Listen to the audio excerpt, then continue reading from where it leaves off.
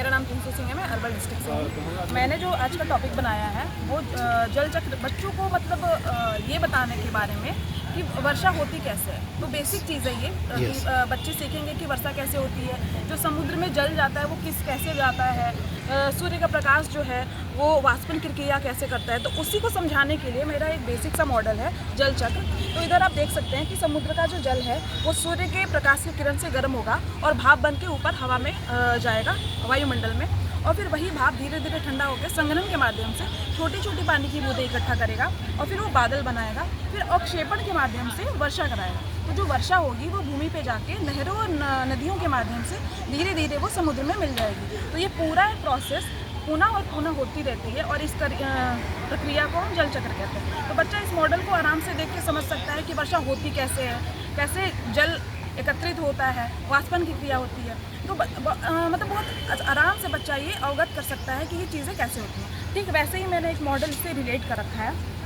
इसमें मैंने ये बताया है कि अगर ये पर्यावरण स्वच्छ रहा तब तो ये प्रक्रिया सुचारू रूप से हो सकती है, बट अगर ये प्रक्रिया थोड़ी सी भी इसमें कोताही होती है तो कहीं ना कहीं पर्यावरण दूषित है, पर्यावरण उससे प्रभावित है। तो जो ये मेरा मॉडल है पर्यावरण से रिलेटेड, इसके दुष्प्रभाव क्या है जो आज के टाइम पे हो रहे हैं। तो जैसे आप देख सकते हैं कि बच्चा मॉडल देख के सीखेगा कि जो बड़ी बड़ी कंपनियां हैं उससे जो प्रोडक्ट्स बनते हैं तो वो वायु में जो उसकी चिमनीज़ हैं उसके वजह से पूरा धुआं निकलता है, जिसके वजह से वायुमंडल दूषित हो जाता है। फिर वायुमंडल दूषित हो जाता है, फिर वही जो कंपनियां हैं अपने प्रोडक्ट्स को नदियों के माध्यम से बहा देती हैं। तो जो कोल है, माइन है, ये सब चीज़ें जब बहती हैं तो हमारा नदी भी दूषित हो जाता है। और आप देख सकते हैं कि इधर बच्चा भी मास्क लगाया हुआ है क्योंकि वायुमंडल स्वच्छ नहीं है, हवा शुद्ध नहीं है, पेड़ की कटाई हो रही है, बंजर भूमि हो रही है, किसी इधर नीचे स्तर पे गिरे जा रहा है, जिसकी वजह से पूरा वातावरण बहुत दूषित हो जा रहा है। और आने वाले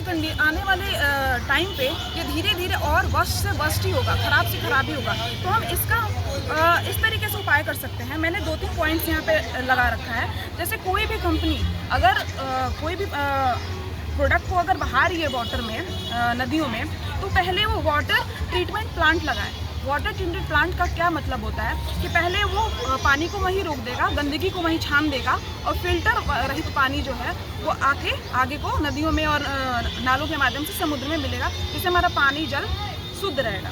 आप यहाँ पे भी देख सकते हैं, एक ये है प्रत्यक्ष वायु संग्रहण, DAC कहते हैं इसको। एक मशीनरी ऑर्गन है जो कह सकते हैं इस तरीके का कि जो CO2 गैस है उसको ये स्टोर करेगा अपने तरफ और उसके बाद जो वायुमंडल की जो हवा है उसको शुद्ध करेगा। तो जो CO2 का है उसको हम अलग भी इस्तेमाल कर सकते हैं। जैसे कि आप अग्निशामक यंत्र में CO2 गैस का इस्तेमाल होता है, तो हम अलग तरीके से CO2 का इस्तेमाल कर सकते हैं। बाकी ये जो चीज़ है ये हमारे वायुमंडल को शुद्ध और साफ रख सकता है। बाकी सेम वही चीज़ दूसरी तरफ हम देखें तो हरियाली वाली पृथ्वी में हम क्या कर सकते हैं कि हम अगर जो नेचुरल संसाधन है उसका अगर इस्तेमाल करें तो धीरे धीरे चीज़ें शुद्ध होती रहेंगी और ज़्यादा से ज़्यादा पेड़ लगा सकते हैं। बच्चे को कचरे के बारे में बता सकते हैं कि जो सूखा कचरा है उसको नीले बॉक्स में, जो गीला कचरा है उसको हरे बॉक्स में। तो जैसे कचरा प्रबंधन के बारे में भी हम सिखा सकते हैं।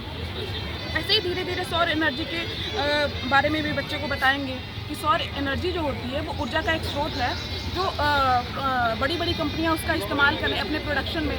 तो जैसे ऊर्जा का जो खपत है वो सौर के माध्यम से ज़्यादा करेंगी और बिजली जो अलग से उत्पादन हो रही है उसका भी दर कम होगा, तो हमारे लिए अच्छी चीज़ है। फिर यहाँ पे देखेंगे कि जो पवन चक्की है वो भी बिजली का उत्पादन करता है, पन बिजली है।